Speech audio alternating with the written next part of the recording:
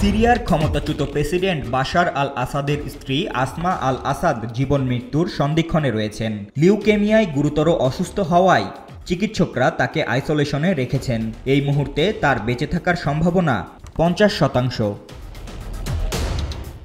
2019 সালে স্তন ক্যান্সারে আক্রান্ত হন আসমা।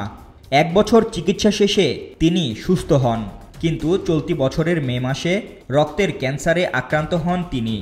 রাশিয়ায় চিকিৎসা শেষে সুস্থ হলেও শরীরে আবারও ক্যান্সার ফিরে এসেছে। সংবাদ সূত্র জানায় আসমা মারা যাচ্ছেন। অপর একটি সূত্র বলেছে তার বেঁচে থাকার সম্ভাবনা মাত্র 50%। শারীরিক অবস্থা যেন আরও খারাপ না হয় সেজন্য তাকে আইসোলেশনে রাখা হয়েছে।